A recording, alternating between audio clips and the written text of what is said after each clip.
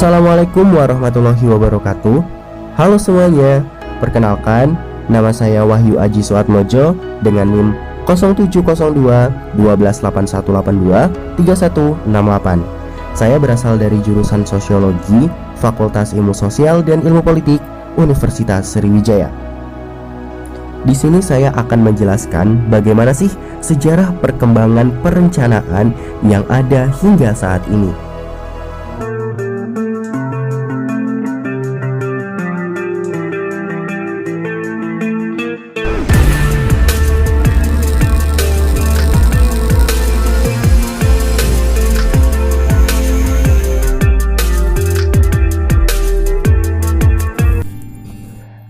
Awal mula profesi perencanaan modern dimulai pada awal abad ke-20 yang dipelopori oleh Patrick Geddes, seorang biologiwan yang memandang bahwa perencanaan sebagai suatu rangkaian proses, yang mana Patrick merupakan ahli yang menyadari pentingnya perencanaan dalam menata pemukiman.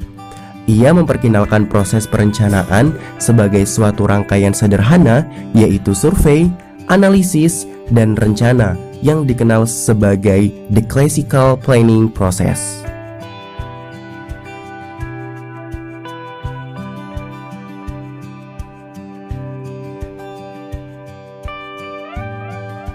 Proses perencanaan diawali oleh Frederick Ripley yang melakukan survei untuk pertama kalinya.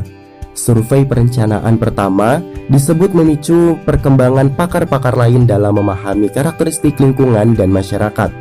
Kemudian, Patrick pada abad ke-20 mengawali bentuk proses perencanaan di dunia dengan memberikan suatu rangkaian dalam proses perencanaan, yaitu adanya survei, analisis, dan rencana.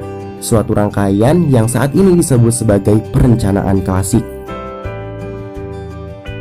Adapun proses perencanaan di Indonesia berada di bawah payung hukum Undang-Undang Penataan Ruang Nomor 26 Tahun 2007 yang telah disempurnakan dari Undang-Undang Nomor 24 Tahun 1992 tentang penataan ruang. Penataan ruang di Indonesia meliputi perencanaan tata ruang, pemanfaatan ruang, dan pengendalian pemanfaatan ruang. Produk rencana tata ruang disusun secara hierarkis, selaras, dan saling menjelaskan dengan lingkup administratif nasional, provinsi, dan kabupaten kota, hingga kawasan yang lebih perinci seperti bagian wilayah kota atau BWK dan kawasan strategis. Produk utama proses perencanaan adalah rencana itu sendiri, yakni rumusan kegiatan yang akan dilaksanakan secara spesifik di masa yang akan datang. Produk standar proses perencanaan antara lain yaitu: yang pertama, rencana blueprint, yakni alat untuk mencapai tujuan, serta adanya aturan, yakni rambu-rambu untuk mengurangi adanya berbagai macam hal-hal yang tidak diinginkan, yaitu sesuai dengan Undang-Undang Nomor 26 Tahun 2007 tentang penataan ruang, yang mana sudah dijelaskan sebelumnya. Dari produk rencana tata ruang sekurang-kurangnya terdiri atas 4 materi ataupun substansi.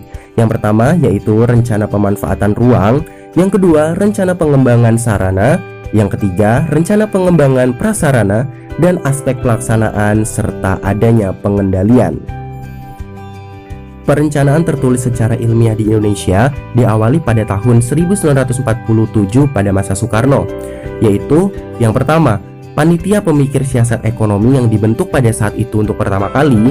Yang kedua, menyusun perencanaan di bidang pertanian, peternakan, perindustrian, dan kehutanan pada tahun 1951 sampai 1952.